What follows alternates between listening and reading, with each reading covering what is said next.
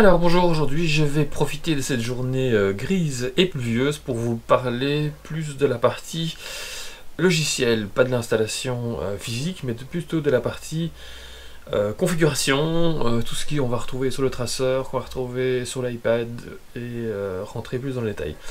Donc je vais filmer l'écran de mon iPad et je vais vous faire tout ça en voix off. C'est parti!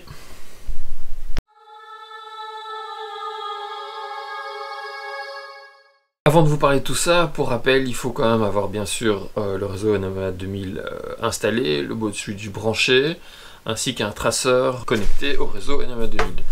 Et aussi, moi je vais configurer comme il fait moche tout depuis ma tablette, voilà, par facilité, parce que j'ai pas envie d'aller dehors, quoi.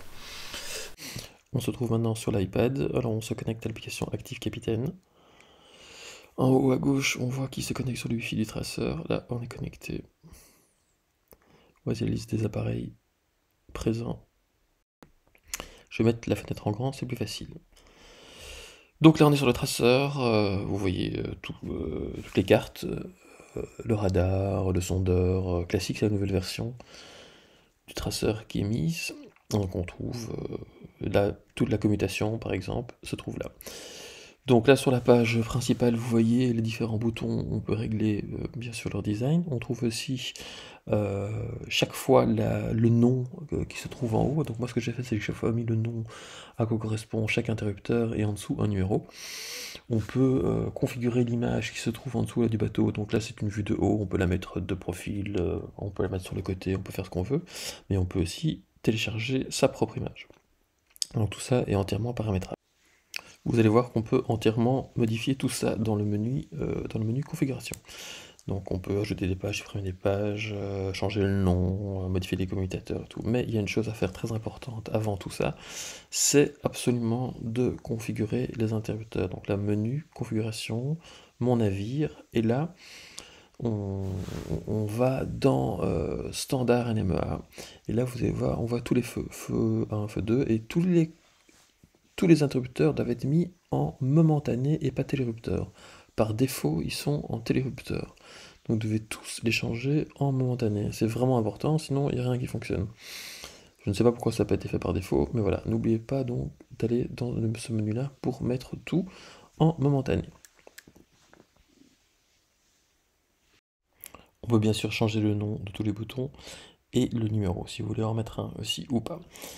Alors, le plus simple, c'est d'aller chaque fois dans les paramètres, configurer, modifier les télérupteurs ou les commutateurs, et d'aller dans configurer le commutateur. Et là, vous pouvez changer voilà, l'étiquette, et modifier c'est les petits numéros, ou changer le nom. Donc moi, vous avez vu, j'ai le nom et l'étiquette. Ça me permet d'avoir un petit tableau et en dessous de mon boot switch avec le numéro qui correspond chaque fois à quelque chose. Et on fait bien sûr la même chose pour tous les boutons. Il est aussi possible de changer le nom de la page de commutation. Donc moi, dans mon cas, j'ai mis le nom du bateau. Et on peut aussi charger une image à la page d'image présélectionnée. Donc l'image va se trouver sur la carte qui se trouve dans le traceur Active Capitaine. Et bien sûr, les images présélectionnées, on peut modifier l'image et il y a 3 vues différentes, de haut, de profil et de côté. Et on peut bien sûr aussi modifier son emplacement, donc c'est-à-dire la mettre sur la droite, sur la gauche, au-dessus, sur la gauche, en dessous. On peut aussi changer la vue, la petite image du bateau. Donc on peut la mettre sur le côté, voilà. Donc là on a une vue de face, l'image se trouve à gauche. On peut mettre sa propre image comme je vous ai dit. Moi je vais mettre ma propre image, il faut que je trouve le temps de le faire. Alors on peut changer le type de bouton, on peut mettre à bascule, bouton noir ou bouton argenté. Donc ça c'est les boutons à bascule, c'est ceux que j'ai utilisés. Là c'est les boutons noirs, et donc quand on appuie dessus il s'éclaire d'un rond vert. Ou il y a encore des boutons argentés. Voilà, c'est moins mon style, mais bon. J'espère que Garmin en mettra d'autres plus tard. Vous voyez, hop, bon, quand ça s'allume, il y a un petit rond vert qui vient, ou si le réalisateur bascule, une petite lumière verte. Je rechange ma vue pour revenir à une vue latérale, mais en dessous des interrupteurs, pas sur le côté gauche comme j'avais fait. Donc je remets et je mets vue sur le côté. Enfin, pas sur le côté, je vais en dessous, je vais y arriver. Voilà, hop, je reviens à ceci, avec ce style de bouton là. Une autre option intéressante est de placer les commutateurs sur l'image qu'on a choisie. Donc vraiment pour les repérer sur le bateau. Je n'ai pas encore le temps de faire là, vous voyez, feu de navigation, feu de mouillage et tout. Donc on sélectionne un, on va prendre le feu de mouillage, on déplace la petite cible et on va le mettre là par exemple. Même s'ils ne sont pas là, hein, c'est un exemple. Voilà. Et en cliquant dessus, il a mis la position des feux de mouillage. Donc après, quand on revient sur son image, on peut voir que les feux de mouillage sont là et on peut les activer directement en appuyant là ou en cliquant sur l'image, voir où ils se situent sur notre tableau. Et quand ils s'allument, ils sont en vert dessus. Ça peut être pratique quand on a un grand bateau pour repérer où se situent les différents interrupteurs pour une personne qui ne connaît pas.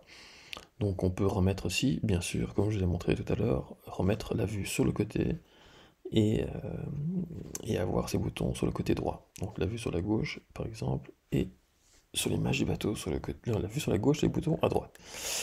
Donc voilà, moi je reviens à ma définition, c'est-à-dire, moi j'aime bien c'est que le bateau soit en bas et les boutons soient au-dessus. C'est comme ça que je règle chez moi.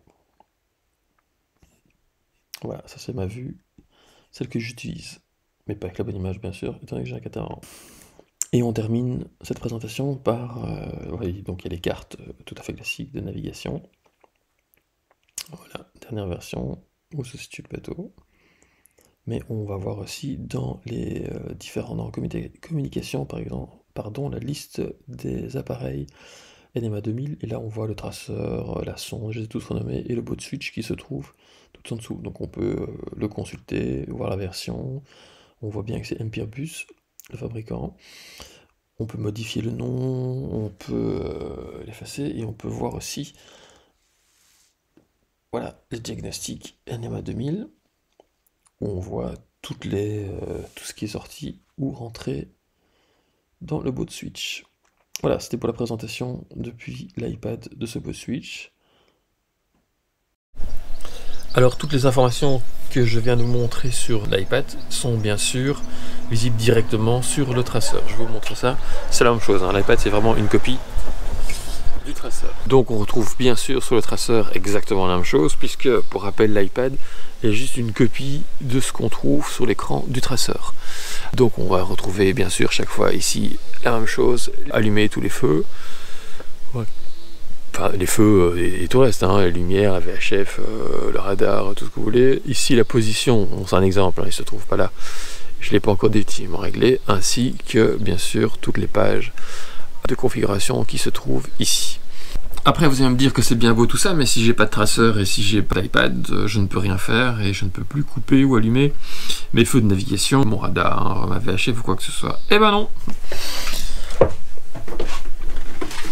Je peux aussi retrouver tout directement manuellement sur le boat switch. Donc ici nous avons le petit voyant qui s'allume et qui clignote pour dire qu'il y a de l'alimentation, le voyant vert allumé qui est fixe pour dire qu'il y a bien une communication, que le réseau est bien établi ici via le câble 2000.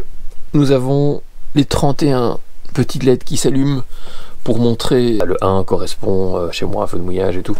Je me suis fait une liste par exemple ici que j'ai affiché pour l'instant avec toutes les informations. Quand on voit CUA, ça veut dire que tout est bon, tout fonctionne, c'est parfait. Donc les deux faisceaux qui arrivent ici, les deux barres directionnelles, reset automatique, man on, man off. Donc je peux sélectionner, donc là je sélectionne le 1, je peux l'allumer ou l'éteindre. Il est allumé, et je l'éteins. Off. Il clignote en rouge parce que je l'éteins manuellement sur l'appareil. Donc je peux faire un reset via le traceur ou via l'iPad. Et ainsi de suite, je peux passer à tous mes boutons qui sont configurés. Voilà. Et donc je vois dans ce cas-ci que le 1 est éteint physiquement, le 27 est éteint physiquement et le 26 est allumés physiquement. Pourquoi? Parce qu'ils clignotent. Quand ils sont fixes, ça veut dire qu'ils sont allumés et que tout est bon. C'est vraiment simple d'utiliser manuellement. Donc c'est un disjoncteur aussi, l'appareil sert aussi de disjoncteur. C'est-à-dire que je n'ai plus de petits fusibles. Et que si j'ai un problème de courant quelque part, un problème de tension, un appareil qui chauffe, c'est ici que ça va sauter. Et c'est ici que je vais le rallumer automatiquement et que je vais faire un reset automatique, comme si je remontais dans une maison un disjoncteur par exemple. Donc voilà, ça c'était la dernière vidéo de présentation technique du pivot switch qui me permet à moi de regrouper tout mon tableau électrique, d'avoir toutes mes informations au même endroit et de pouvoir les lire et les gérer via mon traceur, via mon téléphone, via un iPad ou via tout ce que vous voulez qui est connecté.